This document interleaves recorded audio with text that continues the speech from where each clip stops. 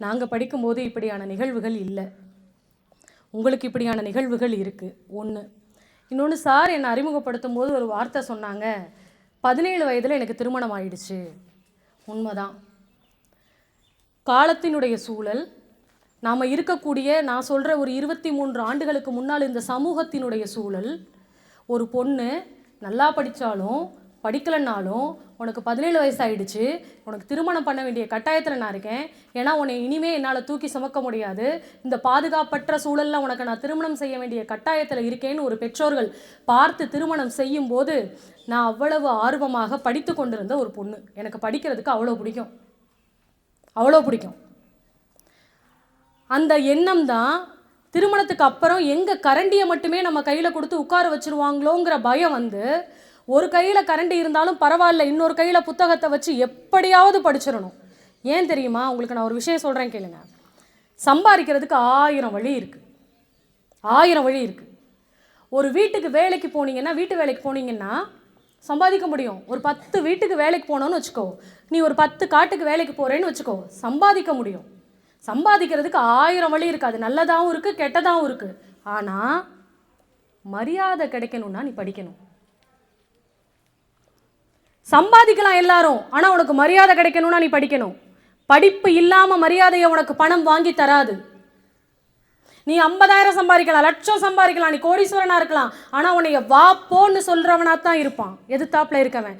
படிப்பு தான் உனக்கு மரியாதையை வாங்கி தரும். நீ ஒரு வீட்டில் வேலைக்கு போய் ஏமா இங்கே வா இங்கே உட்காருன்னு சொல்கிறதுக்கும், அதே சம்பளத்தை நான் வாங்கிக்கிட்டு படிச்சுட்டு ஒரு அதிகாரியாக ஒரு இடத்துல உட்காரும்போது மேடம் சொல்லுங்க மேடம்னு சொல்கிறதுக்கு இருக்க வித்தியாசம் இருக்குல்ல, அது படிப்பு இல்லாமல் வேறு எதுவும் தராது. அந்த மரியாதை படிப்பு இல்லாமல் உனக்கு எங்கேயும் கிடைக்காது. நீ மரியாதையோடு வாழப்பழகு, அது ரொம்ப முக்கியம். ஏன் முன்னாடி இன்னொரு பெண் குழந்தைய படிக்காமல் இருக்கிற, என் ஆஃபீஸில் வேலை பார்க்குற ஒரு கூற்று அக்காவை ஒருத்தர் ஏமா இங்கே வான்னு கூப்பிடும்போது எனக்கு வலிக்கும். நான் அந்த அக்காவை கூப்பிட்டு சொல்லுவேன், அக்கா நீங்கள் தப்பு பண்ணிட்டீங்க, ஆனால் உங்கள் பிள்ளைய படிக்க வச்சுருங்க. ஏன்னா உங்களை விட வயசில் கம்மியாக இருக்கிற என்னையும் அவங்க வாங்க போங்கன்னு பேசுகிறாங்க, வாங்க மேடம் போங்க மேடம்னு பேசுகிறாங்க. எது அந்த மரியாதை எனக்கு தந்துச்சு? என்னைய விட உங்களுக்கு 70 வயசு ஆகுது, நான் 40 வயசில் இருக்கேன். 30 வயசில் பெரியவங்க நீங்கள் வேலைக்கு வர்றீங்க, ஆனால் உங்களை வாமா போமா நீ என்ன பண்ணியிருக்கன்னு அவ்வளோ மோசமாக பேசுகிறாங்க. வயசுக்கு கூட மரியாதை இல்லை. ஆனால் என்னைய வாங்க மேடம் போங்க மேடம் எந்திரிங்க மேடம்னு சொல்கிறதுக்கு பின்னாடி நான் அந்த அம்மா கிட்ட சொன்னது, அக்கா எப்படியாவது உங்கள் பிள்ளைங்களை படிக்க வச்சுருங்க, உங்கள் பேர குழந்தைங்களை படிக்க வச்சுருங்க. இப்படி மரியாதை இல்லாத ஒரு வாழ்க்கையை இனி வருகின்ற தலைமுறை வாழவே கூடாது. படிப்பு இல்லாமல் உனக்கு அந்த மரியாதையை எதுவும் தராது தம்பி தங்கச்சி. படிப்பு தான் உனக்கு மரியாதையை வாங்கி தரும். நீ படிச்சுட்டு ஒரு இடத்துல போய் உட்காரும் போது, நீ எந்த கிராமத்தில் இன்னைக்கு நீ போய் சொல்லுவ நான் சோமந்திரி ஸ்கூலில் படித்தேன், கவர்மெண்ட் ஸ்கூலில் படித்தேன்னு சொல்லும் போது உன்னை இப்படி பார்க்குற சமூகம், நாளைக்கு நீ படிச்சுட்டு ஒரு இடத்துல உட்காரும் போது, சார் அந்த ஸ்கூலில் படித்து இவ்வளோ பெரிய ஆளாக இருக்காருன்னு உன்னை பார்த்து பேசும். நீ எங்கே பிறந்தங்கிறத மறைச்சிரும் படிப்பு, நீ எந்த ஊருக்காரங்கிறத மறைச்சிரும் படிப்பு. உன்னுடைய பதவியும் உன்னுடைய அதிகாரமும் உன்னுடைய படிப்பு உனக்கு தரக்கூடிய அடையாளம் தான் நிரந்தரமாகும். இந்த பள்ளிக்கூடத்தில் படித்து நீ ஒரு அரசு வேலைக்கு வர்ற, இந்த பள்ளிக்கூடத்தில் படித்து ஒரு அதிகாரி ஆகிற, இந்த பள்ளிக்கூடத்தில் படித்து நீ ஒரு மாவட்ட ஆட்சியர் ஆகிறன்னா, இந்த அடையாளம் உன்னுடைய பேரும் உன்னுடைய படிப்பும் உன்னுடைய அதிகாரமும் தான் இந்த பள்ளியினுடைய அடையாளமாக மாறும். நாளைக்கு வரக்கூடிய முக்கூடல் நிகழ்ச்சியில் இந்த பள்ளிக்கூடத்தில் படித்த ஒரு பையன் அதிகாரியாக இருக்கான்னு பேசுவாங்க. அவனுடைய அப்பா அம்மா நான் ஒன்று சொல்கிறேன் தம்பி, எல்லாருக்குமே நல்ல சூழல் வாய்க்காது. எல்லாருக்குமே எத்தனை பேரோட இந்த குழந்தைகளுடைய அப்பா அம்மாக்கள் படிச்சிருக்காங்கன்னு எனக்கு தெரியாது. ஆனால் உங்கள் அப்பா அம்மா படிக்காமல் இருக்கிறது அவங்க தப்பு இல்லை, நீ படிக்காமல் இருக்கிறது ஓன் தப்பு. ஏன்னா இந்த வாய்ப்பு அவங்களுக்கு வாய்ச்சுதானே எனக்கு தெரியல, ஆனால் அந்த வாய்ப்பை அவங்க உனக்கு கொடுத்துருக்காங்க. இப்படி பள்ளிக்கூடத்தில் அமர்ந்து படிக்கக்கூடிய வாய்ப்பை அவங்க உனக்கு கொடுத்துருக்காங்க. உனக்கு தெரியுமா, இந்த உலகத்தில் பல லட்சம் குழந்தைகளுக்கு இந்திய தேசத்தில் படிப்பறிவு கிடைக்கல, கல்விக்கூடங்களுக்கு அடிப்படை கல்வி கிடைக்கல. இன்னைக்கு உன் வயசுல இருக்க குழந்தைங்க எத்தனை பேர் ஹோட்டல்ல தெரிஞ்சும் தெரியாமையும் வேலை பார்க்குறாங்க தெரியுமா? ஆனா உனக்கு அப்படி இல்லை. உனக்கு கிடைச்சிருக்க வாய்ப்பு பெரிய வாய்ப்பு. இன்னொரு விஷயம் கூட நான் சொல்றேன், இந்த பள்ளிக்கூடத்தில் மாணவர்கள் எண்ணிக்கை குறைவா இருக்கிறது கூட உனக்கு ஒரு பெரிய வாய்ப்பு. நான் படிக்கும்போது 100 பேர் உட்கார்ந்துருந்தோம். என் பேர் தெரியறதுக்கு நானும் அரசு பள்ளி மாணவி. என் பேர் தெரியறதுக்கு எங்கள் டீச்சருக்கு 100 பேரில் என்னை ஒருத்தரை ஞாபகம் வச்சுக்கிறதே கஷ்டமாக இருந்தது. ஆனால் இங்கே இவ்வளவு குறைவாக இருக்கீங்க. உங்களுக்கு ஆசிரியர்கள் இருக்காங்க, சரியாக பயன்படுத்தினீங்கன்னா நல்ல முறையில் வரலாம். இருக்கக்கூடிய ஆசிரியர்களை சரியாக பயன்படுத்தினேன்னு வச்சுக்கேன், நல்லா வரலாம். ஒன்றே ஒன்று தான் உன் மனசுக்குள்ளே நான் சொல்லக்கூடியது, உன்னைக்கிட்ட நான் கேட்கக்கூடிய கேள்வி, எனக்குள்ளே நான் கேட்டுக்கிட்ட கேள்வி என்னன்னு இன்னைக்கு நான் உனக்கு சொல்லித்தரேன். எது நம்மளை அடுத்த கட்டத்துக்கு நகர்த்தும்னு நான் உனக்கு சொல்லித்தரேன். ஒரே ஒரு கேள்விதான், நீ இப்படித்தான்னு என்னை பார்த்து யாரும் சொல்லக்கூடாது. அதை நான் முடிவு பண்ணணும். நான் யார், எனக்கான இடம் என்ன என்பதை நான் முடிவு செய்யணும். இன்னொருத்தர் முடிவு செய்ய நீ அனுமதிக்காத. உனக்கு வராது, உன்னால முன்னேற முடியாது, உன் குடும்பம் இப்படித்தான், இதெல்லாம் சொல்றதுக்கு நீ யார்? எனக்கு தெரியும் என்னை பத்தி, எனக்கு தெரியும். நான் என்னோட ப்ளஸ் என்ன, என்னோட மைனஸ் என்ன, நான் எப்படி படித்தா மேலே வருவேன், நான் என்ன பண்ணணும். தம்பி ஒன்றே ஒன்று தெரிஞ்சுக்க, என் பொண்ணு எனக்கு சொல்லி கொடுத்த விஷயத்தை நான் உங்களுக்கு சொல்கிறேன். என்னென்னா, அவள்கிட்ட நான் சொன்னேன், அப்பா மருத்துவம் படிக்கிறதுங்கிறது கொஞ்சம் கஷ்டமான விஷயம், அதனால் உனக்கு இன்ஜினியரிங்கோ இல்லை ஆர்ட்ஸோ நீ எது படிக்க விரும்புகிறியோ அதை படி, அது கொஞ்சம் கஷ்டமான படிப்புன்னு என் பொண்ணுக்கிட்ட நான் சொல்கிறேன். என் பொண்ணு ஒரே ஒரு வார்த்தை என்கிட்ட திருப்பி சொன்னான். அந்த வார்த்தை ரொம்ப முக்கியமான வார்த்தை. அம்மா, 100ல் 5 பேர் தாம்மா புத்திசாலி. நல்லா தெரிஞ்சுக்கோங்க, என் பொண்ணு சொல்கிறா என்கிட்ட திருப்பி, 100ல் 5 பேர் தாம்மா புத்திசாலி, ஆனால் 95 பேர் முயற்சி பண்ணுறவம்மா. 5 பேர் ஜெயிக்கிறானோ இல்லையோ, 95 பேரில் இருக்கிறவன் கண்டிப்பாக ஜெயிப்பான். நான் 95 பேரில் ஒருத்தின்னு சொன்னேன். நல்லா படிக்கிறவங்கிறவனுக்கும் நல்லா படிக்காதவங்கிறவனுக்கு வித்தியாசம் என்ன தெரியுமா? இது எனக்கு உடன்பாடே கிடையாது. இந்த படிக்கிறவன் படிக்காதவங்கிறதுல நான் உடன்படவே மாட்டேன். அவனுக்கு ஒரு தடவை புரியும், உனக்கு 4 தடவை புரியும். அந்த 4 தடவைக்கு நீ படிக்க தயாராக இருக்கியாங்கிறத மட்டும் முடிவு பண்ணிக்க, நீ ஜெயிச்சிருவ. ஒருத்தனுக்கு ஒரு தடவை சொன்னால் புரியும், உனக்கு 4 தடவை சொன்னாதான் புரியும், 4 தடவை கேட்டாதான் புரியும். இன்னைக்கு நான் தலைப்பே அதுதான் உங்கள்கிட்ட பேச வந்திருக்கேன். எல்லோரும் படின்னு சொல்றாங்க, நான் சொல்றேன் உங்ககிட்ட பெரிதினும் பெரிது கேள். வகுப்புல ஆசிரியர்கள் 1 மணி நேரம் எடுக்கிறாங்களா, உன்னை தாண்டி ஒரு சொல் கூட வெளியில போக கூடாது. நீ படிப்பு வருது வரல, பாஸ் ஃபெயில் அதெல்லாம் விட்டுடு, அதெல்லாம் அப்பாற்பட்டு, அதெல்லாம் தள்ளி வை. 1 மணி நேரம் உன்னை உட்கார வச்சிருக்காங்க, உன் மனசை கண்ட்ரோல் பண்ணி உன்னால 40 நிமிஷம் உன்னை தாண்டி ஒரு சொல் கூட வெளியில போயிடக்கூடாது, ஒரு ஆசிரியர் சொல்லக்கூடிய சொல். அப்படி ஒரு வகுப்பை நீ கேட்க ஆரம்பிச்சிட்டீங்கன்னா நீ ஜெயிச்சிடும். நம்ம தவறுற இடம் அது, நம்ம மிஸ் பண்ற இடம் அது. நமக்கு வெளியில இருக்க சத்தம் பெருசா தெரியும், வெளியில அங்க இங்க இங்க இங்க இதெல்லாமே பார்ப்போம். ஒன்றும் இல்லைங்க, ஒரு சீடர் ஒரு குரு இருக்காரு, அவருக்கு ஒரு சீடர் ரொம்ப பிடிக்கும், அவனுக்கும் குருவை ரொம்ப பிடிக்கும்.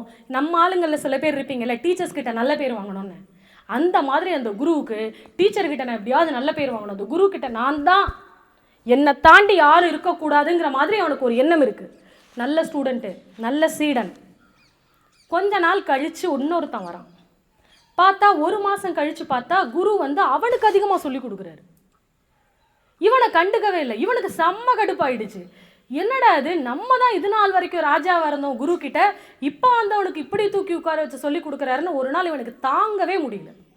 போய் குரு கிட்ட உடஞ்சிட்டான். கேட்குறான், குருவே, நான் உங்கள்கிட்ட இங்கே 3-4 வருஷமாக இருக்கேன், நான் நிறைய கற்றுக்கிறேன், உங்களுக்கு நிறைய பணிவிடை பண்ணியிருக்கேன், ஆனால் என்கிட்ட இல்லாமல் நீங்கள் அவன்கிட்ட இவ்வளவு அன்பாக இருக்கீங்க, அவன்கிட்ட நிறைய கற்றுக் கொடுக்குறீங்க, நான் என்ன தப்பு பண்ணேன் குருவேன்னு கேட்குறான். குரு சொல்கிறாரு, நான் உங்ககிட்ட ஒரு கேள்வி கேட்குறேன், பதில் சொல்லு. பாலைவனத்தில் 2 பேர் போகிறாங்க, அவங்க 2 பேருக்குமே தாகமாக இருக்குது, 2 பேருக்குமே ரொம்ப தாகமாக இருக்குது. முன்னாடி ஒருத்தன் போகிறான், ஒரு கிணறு இருக்குது, எட்டி பார்க்குறான், தண்ணி இருக்குது, சுற்றி பார்க்குறான், எங்கேயுமே வாளியோ கயிறோ இல்லை, போயிட்டான். 2வது ஒருத்தன் வர்றான், அவனுக்கும் அதே தாகமாக இருக்குது, சுற்றி பார்க்குறான், எங்கேயுமே கிடைக்கல, இன்னும் கொஞ்சம் தூரம் போகலான்னு போய் தேடி பார்க்குறான். ஒரு இடத்துல ஒரு வாளி உடஞ்சி போன மாதிரி இருக்குது, பக்கத்தில் ஒரு கம்பி கிடக்கு, அந்த கம்பியையும் அந்த வாளியையும் எடுத்து சரி பண்ணி அந்த கிணத்துக்குள்ளே விட்டு கொஞ்சம் தண்ணி எடுத்து குடிச்சிடுறான். குடிச்சிட்டு அந்த பக்கெட்டை எடுத்து அங்கேயே வச்சுட்டு போகிறான். இப்போ குரு கேட்குறாரு, 2 பேரில் யாருக்குடா தாகம் அதிகமாக இருந்துச்சுன்னு கேட்குறாரு. அவன் சொல்கிறான், ஃபஸ்ட்டு இருந்தவனுக்கு தான் அதிகமாக இருந்துச்சு, அதனால தான் அவன் தேடிட்டு அடுத்து வேற எங்கேயாவது தண்ணி கிடைக்குமான்னு போயிட்டான்னு சொல்கிறாரு. குரு சொல்கிறாரு, இல்லைடா, 2வது வந்தவனுக்கு தான்டா தாகம் அதிகமாக இருந்துச்சு, அதனால தான் அங்கேயே இதுக்கு எங்கேயாவது வழி இருக்கான்னு தேடி தேடி தேடி தாகத்தோடு தேண்டவனுக்கு தாண்டா வாளி கிடச்சிதுன்னு சொல்கிறாரு. அவனுக்கு என்கிட்ட கற்றுக்கணுங்கிற எண்ணம் அதிகமாக இருந்துச்சு, தாகம் அதிகமாக இருந்துச்சு. நான் சொல்லி கொடுத்தேன். உனக்கு என்கிட்ட நல்ல பேர் வாங்கணுங்கிற எண்ணம் தான் அதிகமாக இருந்துச்சே தவிர கற்றுக்கணுங்கிற எண்ணம் குறைவாக இருந்துச்சுடான்னு சொல்கிறேன். அப்போ நீ தாகத்தோடு ஒன்று தேடணும். உன்னுடைய வாழ்க்கையை மாற்றும் ஒன்றுங்கிறதுக்காக நீ தேடணும். இன்னைக்கு நான் தமிழ் குறித்து பேசணும்னு வரலை. உனக்கு ஒரு சின்ன வெளிச்சத்தை கொடுத்துட்டா போதும். அந்த வெளிச்சத்தை வச்சு நீ என்ன படிக்கணுங்கிறத தேடிடுவேங்கிற நம்பிக்கை எனக்கு இருக்கு. ஏன்னா எங்கள் காலத்தில் இல்லாத ஒரு சிக்கல், எங்கள் தலைமுறைக்கு இல்லாத ஒரு சிக்கல் உனக்கு இருக்கு, ஃபோனு. கரெக்டா? எங்கள் காலத்தில் அந்த சிக்கல் இவ்வளவு இல்லை, ஆனால் உங்கள் காலத்தில் அந்த சிக்கல் நிறைய இருக்கு. அப்போ அதை எப்படி வந்துட்டு சரி பண்ணுவ? எப்படி சரி செய்யறது? இந்த சிக்கல்ல இருந்து எப்படி வெளியில வர்றது? இது சிக்கல். உனக்கு இருக்க ஃபோனுங்கிறது, உனக்கு இருக்க ஃப்ரெண்ட்ஸுங்கிறது, உனக்கு இருக்க மனசுங்கிறது பெரிய சிக்கல். இந்த சிக்கல்லேருந்து எப்படி உன்னை வெளியில் கொண்டு வர்றதுங்கிறத நீ தெரிஞ்சுக்கிட்டா போதும், நீ படிச்சிருவ. நீ நல்லபடியாக வெளியில் வந்துடலாம். அதுதான் இன்றைக்கி நான் உங்ககிட்ட பேசணும்னு நினைக்கிற தலைப்பு. பெரிதினும் பெரிது கேள். முதல்ல கிளாஸில் உட்கார்ந்தா 1 மணி நேரம் நீ உட்கார்ற, 40 நிமிஷம் உட்கார்றன்னா உன் காது உன் ஆசிரியர் என்ன சொல்கிறாருங்கிறதுல மட்டும் இருக்கணும். உன் கண்ணு அந்த போர்டில் என்ன எழுதியிருக்குங்கிறதுல மட்டும் இருக்கணும். இதில் முதல்ல நீ கான்சென்ட்ரேட் பண்ண ஆரம்பிச்சின்னா போதும். வெளியில் வந்து ஆட்டோமேட்டிக்காக உனக்கு பரீட்சையில் உட்காரும் போது, குழந்தைகளை நான் சொல்லுவது சாதாரணமாக தெரியலாம், ஆனால் கேட்டு கேட்டு கேட்டு படித்த குழந்தை நான். உங்கள் எல்லாருக்கும் ஒரு சின்ன ஒரு விஷயத்தை மட்டும் நான் சொல்கிறேன். +2 முடிச்சுட்டு கல்யாணம் ஆகிடுச்சுன்னு சொன்னாங்கல்ல, என்னை கொண்டு போய் ஃபார்மசியில் சேர்த்து விட்டாங்க. ஃபார்மசி நான் போய் சேர்றேன். 60 பேர் ஒரு கிளாஸுக்கு, 20 பேர் அதில் மெட்ரிகுலேஷன் ஸ்கூலில் படித்த பிள்ளைங்க, இங்கிலீஷ் மீடியத்தில் படித்த பிள்ளைங்க, 40 பேர் நாங்கள் கவர்மெண்ட் ஸ்கூலில் படித்த பிள்ளைங்க. வாத்தியார் என்ன பண்ணார் தெரியுமா? மொதல் 2 ரோவில் மெட்ரிகுலேஷன் படித்த பிள்ளைங்களை உட்கார வச்சுட்டார். எங்களையெல்லாம் தூக்கி 3வது ரோவில் இருந்து 7வது ரோ வரைக்கும் உட்கார வைக்கிறார். என்னைய 5வது ரோவில் உட்கார வைக்கிறார். எனக்கு என்ன கோவம்னா, நான் எங்கே உட்காரணுங்கிறத நான் தானே டிசைட் பண்ணணும். கிளாஸ் ரூம் எல்லாருக்கும் பொது தானே. நான் எந்த ஸ்கூலில் படித்தேங்கிறதுக்காகவே என்னை தூக்கி ஆசிரியர் போய் 5வது ரோவில் உட்கார வச்சுட்டாரேன்னு எனக்கு ஒரு கோவம் மண்டைக்குள்ளே இருக்குது. ஒன்றா. 2வது, இங்கிலீஷ் பெரிய திண்டாட்டம்.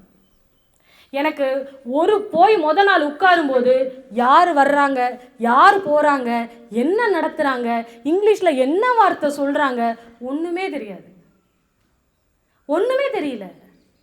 என்ன சொல்கிறாங்கன்னு புரியல. என்ன வார்த்தை பேசுகிறாரு, என்ன பாஷை பேசுகிறாரு. அது வரைக்கும் உங்களை மாதிரி தான் நானும். +2 வரைக்கும் என்ன இங்கிலீஷ் படித்தோமோ அதே தான். அதே ஆர்டிகல் தெரியும், ப்ரிப்போசிஷன் தெரியும், இதுதான் தெரியும். போய் உட்கார்ந்தா அவங்க பூரா இங்கிலீஷ்லேயே பேசுகிறாங்க. நமக்கு எப்படி இருக்கும்? ஏற்கனவே 5வது ரோவில் உட்கார வச்சுட்டாங்க.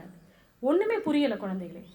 ஒரு வாரம் எனக்கு என்ன சப்ஜெக்டுக்கு யார் வர்றாங்கங்கிறத நான் எழுதி மனப்பாடம் பண்ணேன். அப்புறம் நான் செஞ்ச ஒரே ஒரு விஷயம், அதுதான் என்னை இங்கே வந்து நிற்க வச்சிருக்கு. அதனால தான் அதை நான் உங்களுக்கு சொல்லித்தர்றேன். வந்த உடனே நோட்டை திறந்துருவேன். புரியுதோ புரியலையோ, என்ன வார்த்தை போர்டில் எழுதி போட்டாலும் நோட்டில் எழுதுவேன். என்ன வார்த்தை எழுதி போட்டாலும் சரி. அவர் சும்மா எழுதிட்டு அழிச்சிருந்தாலும் கூட நான் எழுதிட்டு அதை அடிச்சு வச்சிருப்பேன். அவர் என்ன பேசினாலும் சரி, எனக்கு புரியுது புரியலை கேட்டுக்கிட்டே இருப்பேன். என்ன சொல்கிறாரு. 1 மாதம் ஆச்சு. 1 மாதத்துக்கு அப்புறம் என்ன பண்ண தெரியுமா? ஒரு இங்கிலீஷ் டிக்ஷனரி வாங்கினேன். வாங்கிட்டு அவங்க அந்த பாடத்தில் ஒவ்வொரு வார்த்தைக்கும், அன்றைக்கி கிளாஸ் போயிட்டு வந்துட்டு ஒவ்வொரு வார்த்தைக்கும் மேலே அதுக்கு தமிழ் அர்த்தத்தை எழுதி வைப்பேன். இதுக்கு என்ன தமிழ்லன்னு பார்த்து ஃபுல்லாக எழுதி வச்சேன்.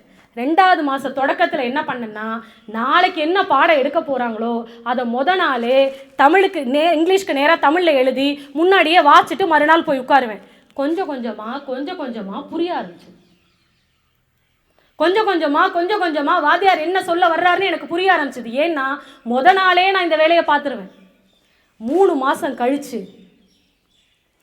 மாதம் கழிச்சு ஃபஸ்ட்டு மிட் டர்ம் ரிசல்ட் வந்தது. 60 பேர் அனாட்டமிக்கு பேப்பர் கொடுக்குறாங்க. 59 பேருக்கு பேப்பர் கொடுத்துட்டார். அனாட்டமி ஃபிசியாலஜி எடுக்கிற ப்ரொஃபஸர், அவர் டாக்டரு, 59 பேருக்கு பேப்பர் கொடுத்துட்டாரு. ஏன் பேப்பர் வரல? எனக்கு பதட்டமாக இருக்குது. சார் என் பேப்பர் வரலை. ஆமாம், உன் பேப்பர் நான் கொடுக்கல, எனக்கு உன் பேப்பரில் சந்தேகமாக இருக்குது, நீ காப்பி அடிச்சிருக்கேன்னு, நீ வெளியில் வான்ட்டாரு. நான் வெளியில் வர்றேன், நீ வந்து என்னை லேபில் பாரு, நான் உன்னை ஒவ்வொரு கேள்வியாக கேட்பேன். அந்த கேள்விக்கெல்லாம் நீ பதில் சொன்னீங்கன்னா தான் நீ இதை படித்து எழுதியிருக்கன்னே நான் ஒத்துக்குவேன். இல்லைன்னா உன்னை இந்த எக்ஸாமுக்கு டிஸ்குவாலிஃபை, அடுத்த எக்ஸாம் நீ எழுத முடியாதுன்னு சொல்கிறாரு. போகிறேன், உட்கார்றேன், அவர் என்கிட்ட கேள்வி கேட்குறாரு, நான் பதில் சொல்கிறேன். ஏன்னா 3 மாதம் நான் அதுக்கு உழைச்சிருக்கேன். 3 மாதம் அதுக்கு உழைச்சிருக்கேன் நான்.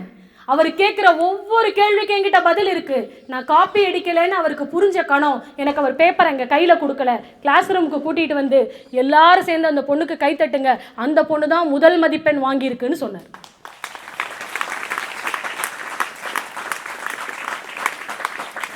அப்போ என்கிட்ட அவர் சொன்னார், நீ ஏமா 5வது இடத்துல உட்கார்ற, எந்திரிச்சு முன்னாடி வான்னாரு. நான் சொன்னேன், எனக்கான இடத்தை நான் அடைந்து விட்டேன், எனக்கு அந்த இடம் வேண்டாம். நான் இருக்கிற இடத்துலையே நான் எப்படி ஆளு, நான் எப்படி படிப்பேங்கிறத உங்களுக்கு புரிய வச்சுட்டேன். அன்னைக்கு எனக்கு ஒரு விஷயம் புரிஞ்சிச்சு, என்னன்னா கேட்கணும்னு புரிஞ்சிச்சு. வாத்தியார் சொல்றத, ஆசிரியர்கள் சொல்றத கேட்டா வாய்ப்பு இருக்கு. நம்ம பரீட்சையில் போய் உட்கார்ற கணத்தில் இந்த வகுப்பில் இந்த கேள்விக்கான பதிலை ஆசிரியர் எடுக்கும்போது என்ன எடுத்தாரு, போர்டில் என்ன எழுதி போட்டாருங்கிற அளவுக்கான பார்வையும் ஞானமும் நம்மக்கிட்ட இருக்கணும். நான் நீ படிக்கிறத அப்புறம் சொல்கிறேன், கேளு. முதல்ல எதை கேட்கணும்னு நீ முடிவு பண்ணு. உன்னோட நேரம் பெருசு தம்பி. இந்த 1/2 மணி நேரம் இருக்குல்ல, இப்போ நான் ஒரு 1/2 மணி நேரம் பேசுவேன்ல, இந்த 1/2 மணி நேரத்தை என்னால் உனக்கு திருப்பி கொடுக்கவே முடியாது. வாழ்க்கையில் திருப்பி இந்த நாள் வராது, இந்த நாள் வராது, இந்த ஆண்டு வராது, இந்த நேரம் வராது. என்னால் திருப்பி இதை உனக்கு கொடுக்கவே முடியாது. அந்த பொறுப்பு எனக்கு இருக்கு. அப்போ உன் நேரத்தை நான் எடுத்திருக்கேன், உனக்கு ஏதாவது நான் சொல்லணும்னு இருக்கு. உனக்கும் அதே தான். நீ ஒரு 10 நிமிஷத்தை யாருக்காவது கொடுக்குறேன்னா இதனால எனக்கு என்ன பலன்னு யோசி. ஒரு 1/2 மணி நேரம் நீ ஃபோன் பார்க்கறதுனால உனக்கு என்ன பலன்னு நீ யோசி. அது உன் வாழ்க்கையில எதை கொண்டு வரும்னு யோசி. ஒன்னே ஒண்ணுதான் தம்பி, இது வரைக்கும் இருக்கக்கூடிய சூழ்நிலை மாறணும். இனிமே உனக்கு அப்புறம் வர்ற எந்த தலைமுறையும் அடிமை வாழ்க்கை வாழக்கூடாது, கையேந்தி நிற்க கூடாது. ஏன் அடிமைப்பட்டு இருக்கணும்? ஏன் கையேந்தி வாழணும்? உன்னுடைய தலைமுறை அதை மாற்றட்டும். எவ்வளவு நாளைக்கு தான் நீ கூலி வேலைக்கு போறவனுடைய குழந்தையாவும் உன்னுடைய குழந்தை அப்படி ஒரு சூழ்நிலையுமே வளரணும்? அதை யார் மாற்றி அமைக்க வேண்டிய பொறுப்பு இருக்கு? யோசி. இதோட இன்னைக்கு இந்த சந்தோஷம் இருக்குல்ல, இன்னைக்கு நீ, நான் ஒன்னே ஒன்று சொல்றேன் தம்பி, அது ஆணா இருந்தாலும் சரி பெண்ணா இருந்தாலும் சரி, இந்த வயசுல உனக்குன்னு சில பிரச்சனைகள் இருக்கும். அழகா தெரியும், அழகை பார்த்தா பெருசா தோணும். ஆனா ஒன்று தெரிஞ்சுக்க, அழகுங்கிறது உடம்புல இல்லைங்கிறத தெரிஞ்சுக்க. அழகுங்கிறது உடம்புல இல்லை, அது உன் முடியை நீ இப்படி வைக்கிறதுல இல்லை, நீ டைட்டா போடுற பேண்ட்ல இல்லை, நீங்க பண்ற மேக்கப்ல இல்லை. ஏய், அந்த பொண்ணு எப்படி பாடுவா தெரியுமா? அந்த பொண்ணு எவ்வளோ பெரிய ஆத்லெட் தெரியுமா? உனக்கு எப்படி ஓடுவா தெரியுமா கிரவுண்டில்? அந்த பையன் எவ்வளவு பெரிய ரைட்டர் தெரியுமா? அதுதான் உன் அடையாளம். 20 வயசில் நான் பேசினேன், 40 வயசில் நான் பேசுகிறேன், 60 வயசுலையும் நான் பேசுவேன். ஆனால் இது எதுலையுமே என் உருவம் ஒரே மாதிரி இருக்காது. அழிஞ்சு போகிற எதுவுமே அழகு இல்லை தம்பி, அழகு இல்லை. எது உன்கிட்ட அழியாமல் இருக்கோ அதுதான் உன்னுடைய அழகு. எது உன்கிட்ட காலம் முழுக்க இருக்கோ அதுதான் உன் அழகு. உன்னை பெற்றவங்க உன்னை விட்டுட்டு போகலாம், அது காலம் ஏதோ ஒரு நேரத்தில் ஏதோ ஒரு சூழல் அது நிகழலாம். உன்னுடைய மனைவி உன்னுடைய கணவன் போகலாம், உன் நண்பர்கள் போகலாம், ஆனால் உன் படிப்பு போகாது. அது உன்னைய கடைசி வரைக்கும் காப்பாற்றும். உனக்கு மரியாதை மிக முக்கியம். இந்த வயசில் அது உனக்கு புரியுதான்னு எனக்கு தெரியாது. இந்த வயசுல உனக்கு மரியாதையினுடைய அளவு புரியுமான்னு எனக்கு தெரியாது. ஆனா நாளைக்கு நீ போய் ஒரு இடத்துல வேலையில உட்காரும் போது உன்னைய ஒருத்த அநாகரிகமா இல்ல உன்னைய மரியாதை குறைவா நடத்துற இடத்துல உனக்கு புரியும்.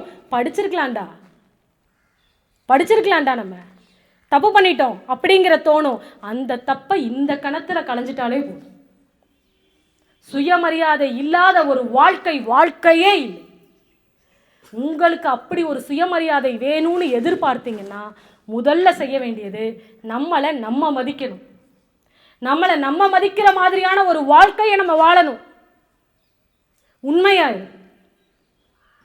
உன் மேல உனக்கே மரியாதை வரும். உனக்கு உன் மேலே மரியாதை வரணும்னா உண்மையாயிரு. அது பெற்றோர்கள்ட்டையா இருக்கட்டும், ஆசிரியர்கள்ட்டையா இருக்கட்டும், தோழர் நண்பன் கிட்டையா இருக்கட்டும், கூட பழகிற யாரா இருந்தாலும் சரி, உண்மையாயிரு. தப்புன்னா தப்புன்னு சொல்லு. பாரதி அதான் சொன்னா, வெடிப்புற பேசுன்னா. பாரதி வெடிப்புறனா என்ன அர்த்தம்? உண்மையை பேச. நான் பண்ணல, நீ பண்றது தப்பு, பேசு. அளவா பேசு, அதிகமா கேளு, அளவா பேசு. அதுதான் ஜெயிக்கிறதுக்கான சூத்திரம்.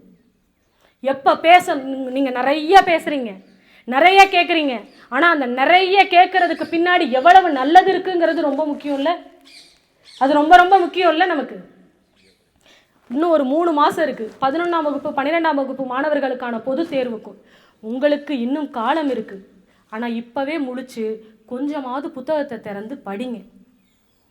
படிப்பு தான் தம்பி இங்கே கொண்டு வந்து நிப்பாட்டும். பணம், பதவி, வேறு எதை தாண்டியும் உன்னுடைய படிப்பு தான் உனக்கான மரியாதையை வாங்கி தரும். அந்த புரிதல் உங்கள் எல்லோருக்கும் எப்போவுமே வேணும். இதுதான் என்னுடைய அடிப்படை வேண்டுகோள். ஏன்னா மேலே இருக்கவன் மேலேயே இருக்கணும்னு யார் எழுதுனது? நம்ம எப்போ மேலே வர்றது? நமக்கு மேலே இருக்க சமூகம் தான் மேலே இருக்கணும்னு யார் சொன்னது? டாக்டர் புள்ள தான் டாக்டர் ஆகணும்னு யார் சொன்னது? இன்ஜினியர் புள்ள தான் இன்ஜினியர் ஆகணும்னு இங்கே யார் எழுதி வச்சது? இங்கே எல்லோருக்கும் எல்லாமும் பொது. உனக்கு கிடைக்குது, பயன்படுத்து.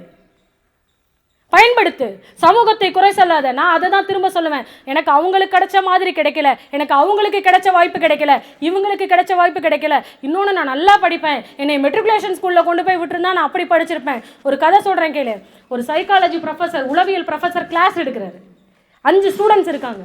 கிளாஸ் எடுக்கிறாரு. 10 நிமிஷம் கிளாஸ் எடுத்து முடிக்கிறாரு. தம்பி யாருக்காவது டீ வேணுமாடான்னு கேட்குறாரு. ஆமாம் சார் வேணும், எங்களுக்கு டயர்டாக இருக்குங்கிறானு. 5 டீ கொண்டு வாங்கன்றாரு. 5 டீ, அழகான கப்பு, ரொம்ப அழகான கப்பில் 5 டீ வருது. 5 பேருக்கு வைக்கிறாரு. 5 பேரும் எடுத்து பொறுமையாக குடிக்கிறாங்க. திரும்ப அரை மணி நேரம் கிளாஸ் போகுது. அரை மணி நேரம் கிளாஸ் முடிஞ்சோடனே, தம்பி டயர்டாக இருக்காடா, யாருக்காவது டீ வேணுமா? ஆமாம் சார் வேணும். இந்த முறை 4 கப்பு நல்ல கப்பு, 1 கப்பு பேப்பர் கப்பு. உங்களுக்கு தெரியும்ல பேப்பர் கப்பு? 4 கப்பு நல்ல காஸ்ட்லியான கப்பு, அழகான கப்பு, விலை உயர்ந்த கப்பு, பார்த்தாலே நல்லா இருக்கு. ஒரே ஒரு கப்பு மட்டும் என்ன கப்பு? Paper cup. இப்போ கொண்டு வந்து வச்சுட்டாங்க. வச்ச உடனேயே எல்லாரும் போய் டீ எடுத்துக்கோங்கன்னு சொன்ன உடனே எல்லாரும் ஓடி போய் எதை எடுத்தாங்க? நீங்களும் அப்படிதானே, நானும் அப்படிதானே. எல்லாரும் ஓடி போய் காஸ்ட்லியான அந்த அழகான கப்பை எடுக்கலான்னு எடுத்தாங்க. கடைசியாக ஒருத்தர் அதில் தோற்று போய் என்ன கடைசியாக போனவனுக்கு அந்த பேப்பர் கப்பு தான் கிடைக்குது. எடுத்துட்டு வந்து அவன் சோகமாக உட்காந்தான். அவனுக்கு ஒரே வருத்தம். மற்ற 4 பேர் நல்ல கப்பில் குடிக்கிறாங்க, நமக்கு மட்டும் இந்த பேப்பர் கப்பில் கிடைக்குதுன்னு. ஆசிரியர் ஒரு கேள்வி கேட்டார். உங்கள் எல்லாருக்கும் தேவை டீ தானே, அது எந்த கப்பில் இருந்தால் என்னன்னு கேட்டார். ஒரே டீ தான், கப்பு தான் வித்தியாசம். ஒரே கல்வி தான். அது இந்த கூடத்தில் படித்தா என்ன, இந்த பள்ளிக்கூடத்தில் படித்தா என்ன, இல்லை தனியார் பள்ளிக்கூடத்தில் படித்தா என்ன, கல்வி கிடைக்குதாங்கிறது தான் முக்கியம். எடுத்துக்க வேண்டிய பாடம் நமக்கு அதுதான். நீ எந்த கப்பில், எந்த கட்டிடத்தில், எந்த மாதிரியில் உட்கார்ந்துருக்கங்கிறது முக்கியம் இல்லை.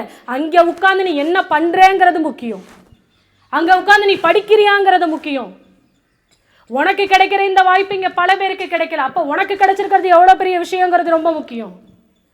உங்கள் அப்பா அம்மாவுக்கு கிடைக்காத வாய்ப்பு உனக்கு கிடைச்சிருக்கு. அந்த வாய்ப்பை நீ சரியாக பயன்படுத்தி உன்னுடைய குழந்தைகள் இன்னும் உயரத்தை அடையணும் தான் நீ யோசிக்கணும். அதுக்கான பொறுப்பு யார் கையில் இருக்கு? யார் கையில் இருக்கு? திரும்பவும் அதான் சொல்கிறேன், நிறைய கேளு. ஆசிரியர் ஒன்று சொல்கிறாருன்னா கேளு. கேட்டுட்டு நீ திருப்பி கேட்கக்கூடியது, உனக்கு கேள்வி இருக்கா கேளு. டீச்சர் எனக்கு இது புரியலை, ஆமாம் எனக்கு புரியலை, எனக்கு சொல்லிக் கொடுங்க. இல்லையா 4 தடவை படி, 5 தடவை படி. உங்ககிட்ட அந்த பொறுமை இருந்ததுன்னா நீ ஜெயிச்சிருவ.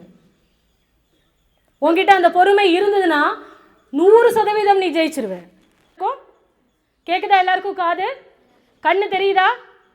பேச முடியுதா? கை கால் அசைக்க முடியுதா? இது இல்லாத குழந்தைகள் எத்தனை பேர்? எவ்வளோ போராடி படிக்கிறாங்க? அவர்களுடைய வாழ்க்கை எப்படி இருக்கிறது? எவ்வளவு பெரிய வசதியான வாழ்க்கையை நாம் வாழ்கிறோம். முதல்ல நாம் இருக்கிற நிலைமையினுடைய புனிதத்தை, அர்த்தத்தை நம்ம புரிஞ்சுக்கணும். எனக்கு அது கிடைக்கல, எனக்கு இது கிடைக்கல, இல்லை. உன் கையில் என்ன இருக்கு, அதை வச்சு நீ எப்படி கட்ட போற உன்னுடைய வாழ்க்கைங்கிறது மிக முக்கியம். வெறும் கனவு உலகத்திலேயே வாழ்ந்துட்டு ஓஞ்சு போறோமாங்கிறது முக்கியம். அவங்க அப்படி இருக்காங்க, இல்லை என்கிட்ட ஒன்று இருக்கு, அதை வச்சு என்னால் ஒரு தீபத்தை ஏற்ற முடியுமாங்கிறது முக்கியம். உன்கிட்ட ஒரு சுடர் இருக்கு, அதை வச்சு நீ ஒரு சின்ன விளக்கேத்து, உன் வீடு வெளிச்சமாகும், உன்னுடைய தலைமுறை மாறும். அப்படிப்பட்ட படிப்பு உன் கையில் இருக்குன்னு நீ நம்பு. உன்னை நீ முதல்ல நம்பு. உன்கிட்ட இருக்கக்கூடிய தன்னம்பிக்கையை நம்பு.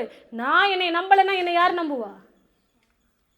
இந்த அரை மணி நேரம் நின்று என்னால் பேச முடியும்னு நான் என்னை நம்பலைன்னா நீங்க என்ன எப்படி நம்புவீங்க? உண்மைதானே? நம்மளை நம்பணும், நம்ம படிக்க முடியும். நான் படிப்பேன். திரும்பவும் நான் உனக்கு அதான் சொல்றேன், அரசு பள்ளி மாணவன் சொல்ற இடத்துல பெருமையா சொல்லக்கூடிய நிலைமைக்கு உயர வேண்டியது உன் பொறுப்பு. நான் சொல்றேன், நான் அரசு பள்ளி மாணவி, அந்த இடத்துக்கு நீ உயரணும். அதுக்கான மிக முக்கியமான பொறுப்பு உன்கிட்ட இருக்கு. படி, கேளு, படி, கேளு, படி. இந்த ஒரு 20 வயசு வரைக்கும் தான் இது உனக்கு. அதுக்கப்புறம் நீ சொல்றத இந்த உலகம் கேட்கும். இப்ப நீ கேட்கிறேன்னு வச்சுக்க, இப்ப நீ கேட்டு பழகினு வச்சுக்க, உன்னுடைய 20 ஆண்டுகளுக்கு பிறகு, 20-25 வயதுக்கு பிறகு நீ சொல்றத இந்த உலகம் கேட்கும். சார் சொல்லுங்க, நான் என்ன செய்யணும்? சார் சொன்னா ஒரு முடிவு சரியா இருக்கும், இல்ல சார் பாருங்க இப்படி படிச்சிருக்காருன்னு நீ சொல்றத உலகம் கேட்கணும்னா நீ மற்றவங்க சொல்றத முதல்ல கேளு. நல்லது சொல்றத கேளு. எடுத்து வச்சு ஒரு நாளைக்கு உன்னுடைய இன்னொன்று ஒரு முக்கியமானது என்னன்னா, ஜெயிக்கிறது தோக்குறது இதில் எனக்கு பெரிய நம்பிக்கை இல்லை. ஜெயிக்கிறது தோக்குறதுல எனக்கு நம்பிக்கை இல்லை. இது உன்னோட வாழ்க்கை. நான் உன்னைய ஜெயிக்கணும்னு நான் நினைக்கவே மாட்டேன். உனக்கும் நான் அதை சொல்லித்தரேன். நீ யாரையும் ஜெயிக்கணும்லாம் நினைக்காத. இது உனக்கான வாழ்க்கை. என்னோட வாழ்க்கையை நான் ஜெயிக்கணும். நான் என்னுடைய வாழ்க்கையை ஜெயிக்கணும். நான் என்னுடைய நோக்கம் என் வாழ்க்கை உன்னை ஜெயிப்பது அல்ல. நான் என்னை ஜெயிக்கணும். என்னுடைய வாழ்க்கையில நான் உயரத்துக்கு போகணும். உன்னை கீழே தள்ளுறது இல்ல தம்பி என் வேலை, உன்னை கீழே தள்ளுறது இல்ல தங்கச்சி என் வேலை. நல்லா புரிஞ்சுக்கோங்க. அவளை விட நான் படிக்கணும், இவனை விட நான் படிக்கணும் இல்ல. உன்னைய நீ மேலே கொண்டு வர்றதுக்கு படி. வித்தியாசங்களை புரிஞ்சு படி. உன்னைய தோக்கடிக்கிறது எனக்கு ரொம்ப ஈஸி. 2 பேர் ஓடுறோன்னு வச்சுக்கோ. ஏன் இப்போ நான் என் வயசுக்கும் இந்த பொண்ணு ஓடுறோன்னு வச்சுக்கோ. இந்த பொண்ணை தோக்கடிக்கிறது ஈஸி. காலை தட்டி விட்டானா அந்த பொண்ணு விழுந்துடும், தோத்து போயிடும். ஆனால் நான் ஜெயிக்கிறது கஷ்டம். நம்ம ஜெயிக்கிறது கஷ்டம். அடுத்தவனை தோற்கடிக்கிறது ரொம்ப ஈஸி. அதுக்காக வேலை செய்கிறது ரொம்ப ஈஸி. அந்த வேலையை செய்யாத. அடுத்தவன் ஜெயிக்கிறான் தோக்குறாங்கிறது இல்லை உன் வாழ்க்கை. நீ உன் வாழ்க்கையை ஜெயிக்கிறியா இல்லையாங்கிறது தான் உன் வாழ்க்கை. அவன் வாழ்க்கையை அவன் பார்த்துக்குவான். அவன் கார் வாங்கிட்டான், நான் வாங்கணும். அவன் வீடு கட்டிட்டான், அவன் வாட்ச் வாங்கிட்டான், நான் வாங்கணும். அவன் ட்ரெஸ் வாங்கிட்டான், அவன் வாழ்க்கையை அவன் வாழ்ந்துட்டு போகிறான். உன் வாழ்க்கையை நீ வாழு. யார் வாழ்றது உன் வாழ்க்கையை? பின்ன கடைசியில் ஒரு புள்ளியில் தோணும், ஐயோ அவனை ஜெயிக்கிறதே வாழ்க்கையை வச்சுட்டேனேடா, எனக்குன்னு ஒரு வாழ்க்கை இருக்குது, எனக்குன்னு ஒரு சந்தோஷம் இருக்குது, அதை நான் அடையாமல் விட்டுட்டேங்கிற வருத்தம் உனக்கு பின்னாடி வந்துடக்கூடாது. எழுதுறியா? எழுது. லைப்ரரி இருக்குது, படி. இந்த ஸ்கூல் லைப்ரரி எப்படின்னு எனக்கு தெரியல சார். எங்கள் ஸ்கூலில் லைப்ரரி இருக்கும், பூட்டியே வச்சுருப்பார் சார். வெளியிலே உட்காந்துருப்பார், உள்ளேயே விட மாட்டார். சார் திறங்க சார், படி. என் பக்கத்திலே உட்காந்து படித்து எடுத்து வச்சுட்டு போ. உண்மையிலே சொல்கிறேன், என் நண்பருங்கிறதுனால இல்லை, ஒரு பெரிய வாய்ப்பு உங்களுக்கு அவர் தலைமை ஆசிரியராக கிடச்சிருக்கிறது. சரியாக பயன்படுத்தினீங்கன்னா உங்களுடைய தனித்திறமைகளை நீங்கள் நிறைய வளர்த்துக்க முடியும். எழுதுறியா? எழுது. பேசுவியா? பேசு. ஓவியம் வரைவியா? வர. உனக்குன்னு என்ன தனித்திறமையோ அதை வளர்த்துக்க. உனக்கு பாட வருமா? பாடு. உனக்கு ஓடணுமா? ஓடு. உன்னுடைய படிப்போடு சேர்ந்த உன்னுடைய தனித்திறமையும் சேர்த்து கொண்டு வா. அது ரொம்ப முக்கியம். உன்னுடைய தனித்திறமைகளை வளர்த்து கொள்வது ரொம்ப ரொம்ப முக்கியம். அதில் கவனத்தை செலுத்து. அதையெல்லாம் விட்டுட்டு உங்களுக்கும் சொல்கிறேன், அவங்களுக்கும் சொல்கிறேன், இந்த வயசில் உங்கள் பருவத்துக்கு அது புரியாது, உங்களுக்கு சொல்கிறேன், இன்னொருத்தர் பின்னாடி, அது பையனாக இருக்கலாம் பொண்ணாக இருக்கலாம், ஓடுற வேலையை விட்டுடு. அவங்க வேற எங்கேயோ ஓடிடுவாங்க, நீ விழுந்துருவ. நீ விழுந்துருவ. அது உனக்கு இப்போ புரியாது. ஒரு சின்ன ஆசை, ஒரு சின்ன விருப்பம், ஒரு சின்ன சின்ன சின்ன சிற்றின்பம், ஒரு 15 நிமிஷம், ஒரு அரை மணி நேரத்துக்காக உன்னுடைய 50 ஆண்டு வாழ்க்கையை அடக வச்சிடாத, அடிமையாயிராத. ஒரு 2 வருஷம், 1 வருஷம், 6 மாத விஷயங்களுக்காக உன்னுடைய 50 வருட வாழ்க்கையை அடகு வச்சிடாத. நான் பெண்களுக்காக இருந்தாலும் சொல்கிறேன், ஆண்களுக்காக இருந்தாலும் சொல்கிறேன். நீ ராஜா ஆகணும்னாலும், நீ ராணி ஆகணும்னாலும், நீ ராணியவோ ராஜாவையோ தேடாத. உனக்குன்னு ஒரு ராஜ்யத்தை உருவாக்கு. அங்கே நீ ராணியாயிரு, அங்க நீ ராஜாவாயிரு. உன்னை தேடி 1000 ராணி 1000 ராஜாக்கள் வருவாங்க, நீ தேர்ந்தெடுத்துக்கலாம். நீ ஒரு ராணி ஆகணுங்கிறதுக்காக ஒரு ராஜாவை திருமணம் செய்யணும்னு நினைக்காத.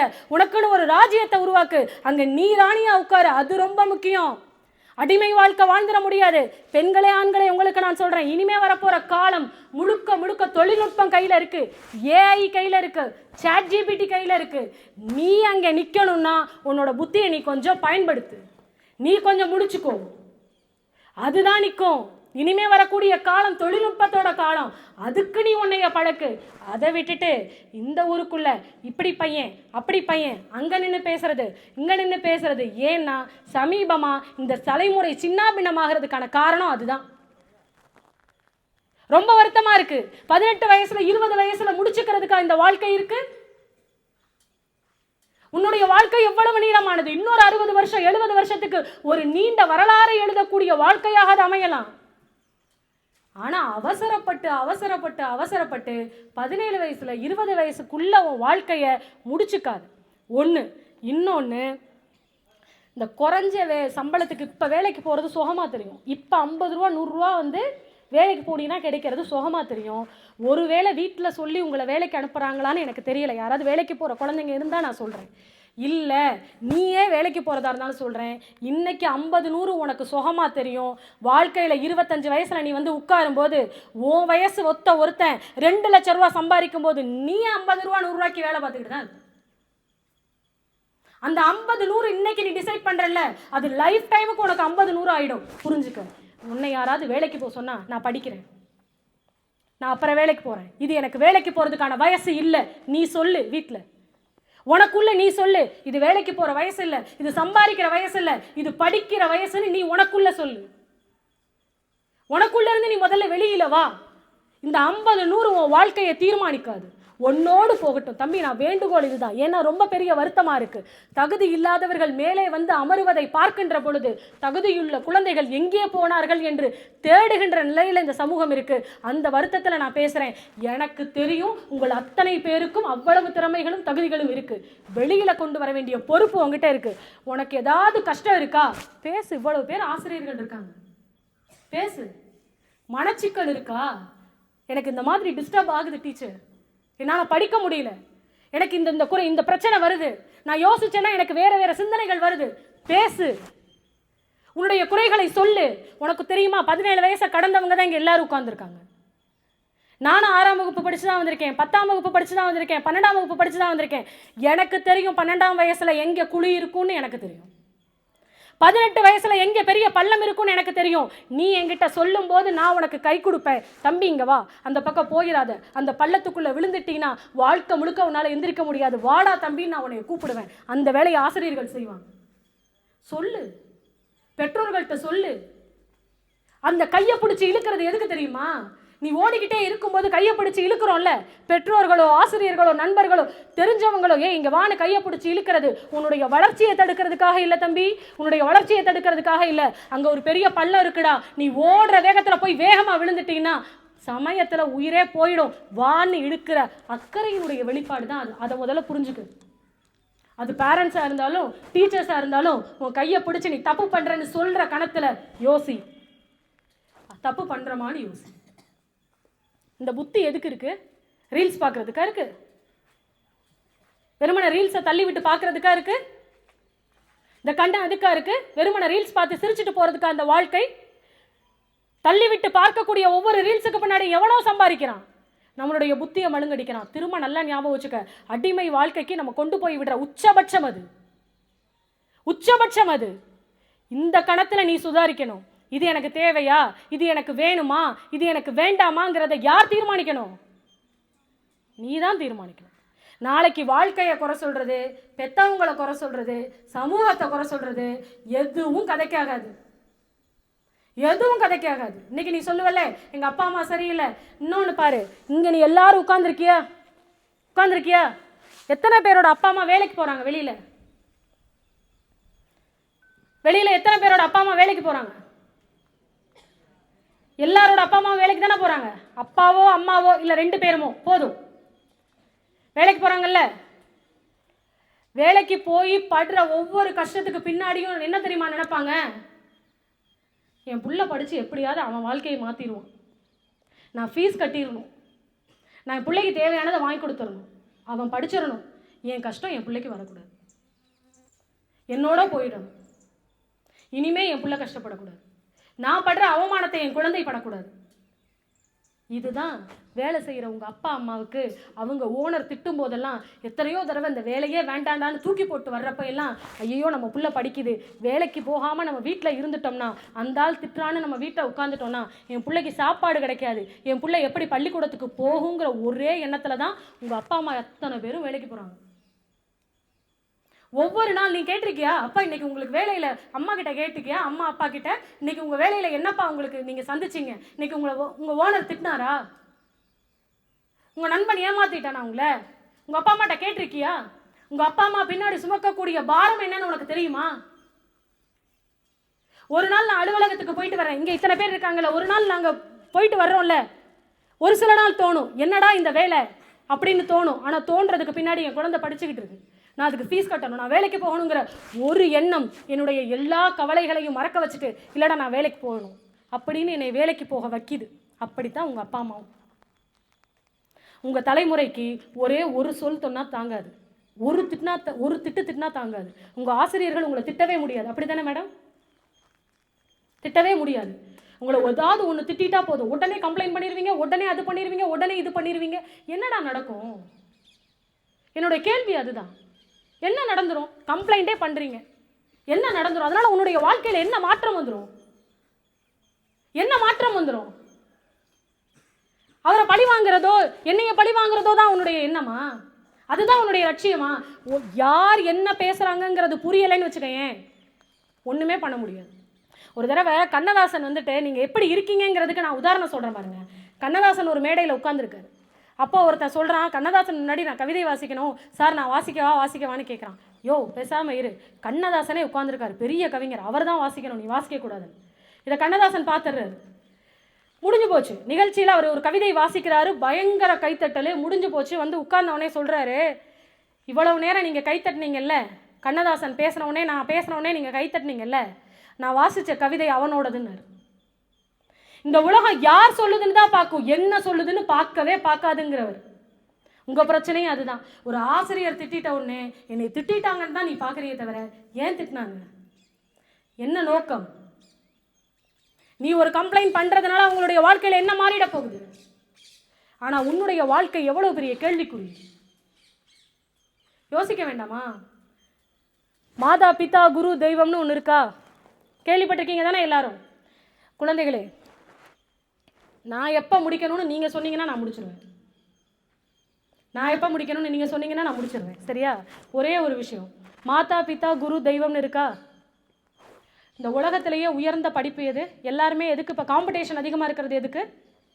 டாக்டருக்கு படிக்கணும் அதானே? டாக்டருக்கு எல்லாருமே அதுக்கு தானே போராடுறாங்க. இங்கே எத்தனை பேர் +2 மாணவர்கள் கை தூக்குங்க. எத்தனை பேருக்கு மருத்துவர் ஆகணும், இன்ஜினியர் ஆகணும்னு ஆசை இருக்கு? ஏன் மற்றவங்கெல்லாம் என்ன பண்ணணும்? வேற வேற துறையை தேர்ந்தெடுக்கிறீங்களா? மகிழ்ச்சி. என்னன்னா, உயிரை காப்பாற்றுறது எவ்வளோ பெரிய வேலை. கரெக்டு தானே? ஒரு உயிரை காப்பாற்றுறது எவ்வளோ பெரிய வேலை. ஆனால் அவ்வளோ பெரிய வேலை செய்யக்கூடிய மருத்துவரை கொண்டு வந்து மாதா பிதாவுக்கு அப்புறம் ஏன் வைக்கலை? அடிப்படையில் அப்படி தானேப்பா வைக்கணும். மாதா பிதா மருத்துவர் தெய்வம் அப்படி தானே வைக்கணும். ஏன்னா அவர் தான் உயிரை காப்பாற்றுறாரு. அது எவ்வளோ பெரிய விஷயம். அதனால தானே இவ்வளவு கட் ஆஃப், இவ்வளவு பேசுகிறாங்க, நீட் எழுதணுங்கிறாங்க. ஆனால் கொண்டு வந்த ஆசிரியரை தூக்கி ஏன் வச்சாங்க சொல்லுங்க பார்ப்போம். ஒரு குழந்தை இப்போ நீ இருக்க, உன்னை கொண்டு போய் நேராக ஒரு கோயிலில் உட்கார வச்சுட்டு தெய்வமே இன்னைக்கு என் பிள்ளைய பார்த்துக்கன்னு யாராவது விட்டுட்டு வருவாங்களா சாயந்தரம் வரைக்கும்? கடவுள் தானே, எல்லாத்தையும் கொடுக்கக்கூடியது தானே தெய்வம்.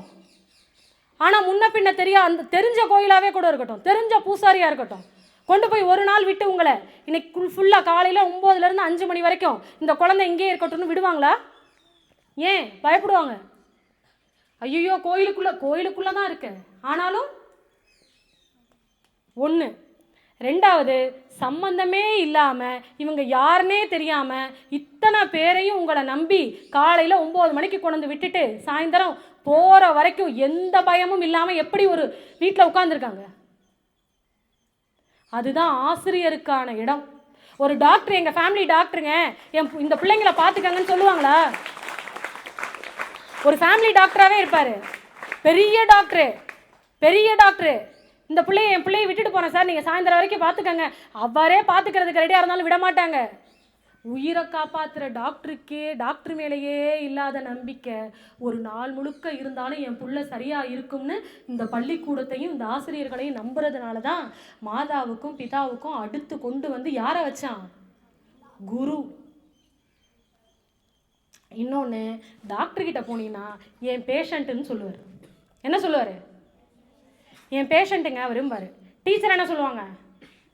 என் பிள்ளைங்க அது, ஏன் ஸ்டூடெண்ட்டுங்க அது, ஏன் வளர்ப்பு. அம்மா அப்பாவுக்கு அப்புறம் ஏன் பிள்ளைன்னு சொல்லக்கூடிய ஒரே ஆள் யாரு? அதனால தான் மாதாவுக்கும் பிதாவுக்கும் அடுத்து குரு. கேளு, நான் இன்னைக்கு சொல்கிறேன், இந்த நாள்லேருந்து நீ உன் புத்தகத்தை திறந்து உன் ஆசிரியர்கள் சொல்கிறத கேட்டு உன் கவனத்தை குவிச்சின்னா போதும்.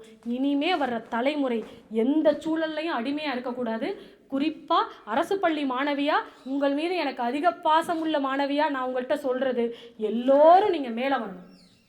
என்ன மாதிரி இன்னும் உயரத்தில், என்னை விட இன்னும் உயரத்தில் வந்து உட்காரணும். உங்கள் எல்லோரையும் நாங்கள் இப்படி அண்ணாந்து பார்க்கக்கூடிய ஒரு வாய்ப்பு ஆண்டவன் எங்களுக்கு கொடுக்கட்டும். படிங்க குழந்தைங்களே, படிப்பு மட்டும்தான் நம்ம கூட லைஃப் லாங் வரும். கர்ணனில் என்ன தம்பி ஃபேமஸ் டயலாகு? காசு இருந்தா புடிங்கி கூடுவானுங்க, நிலம் இருந்தா பறிச்சுக்குவானுங்க, ஆனால் படிப்பை மட்டும்தான் யாரும் நம்ம கிட்டே இருந்து எடுத்துட முடியாது. படி, பெரிதினும் பெரிது கேள். நன்றி.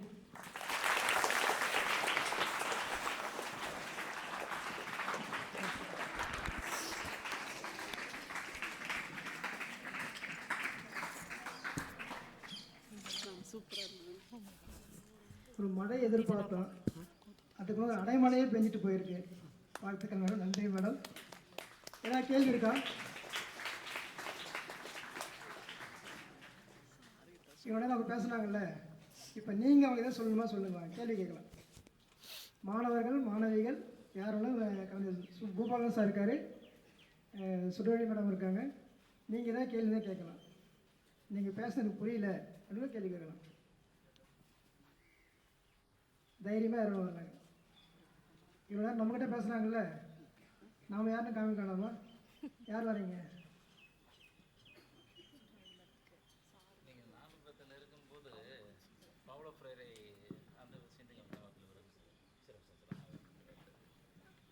நம்மிடையே வருகை தந்து மிக ஒரு சிறந்த உரை ஆற்றிய கவிஞர் சுடவழி அவர்களுக்கும் கவிஞர் பூபாலன் அவர்களுக்கும் பள்ளி சார்பாக சிறப்பு செய்யப்படுகிறது. சுடவழி அவர்களுக்கு சிறப்பு செய்ய கிரிஜா மேடம் அன்போடு அழைக்கிறோம்.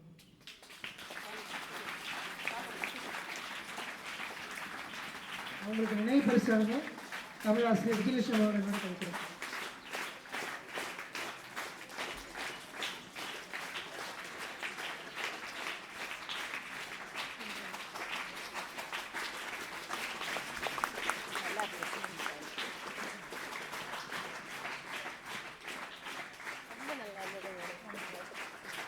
பூபாலன் சார் சிறப்பு செய்ய நம்முடைய உதய தலைவாசி நாராயண அன்போடு நடக்கிறது.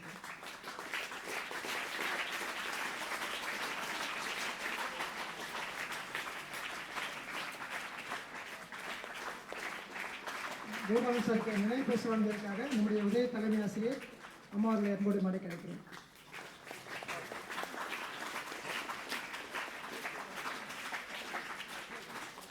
யாராவது குழந்தைங்க பேசுறீங்களா?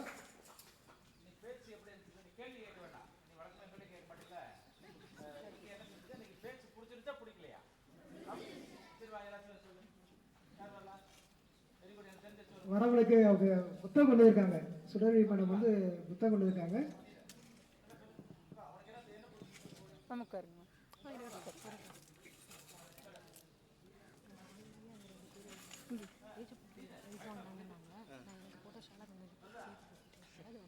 சுஜன் இருக்கா?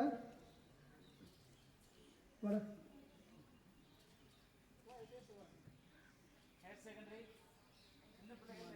மேடம், உங்க பேச்சை கேட்டெல்லாம் உறைந்து போயிருக்காங்க சார். இனி சூரியனை கொண்டு வந்து எழுப்பணுங்க.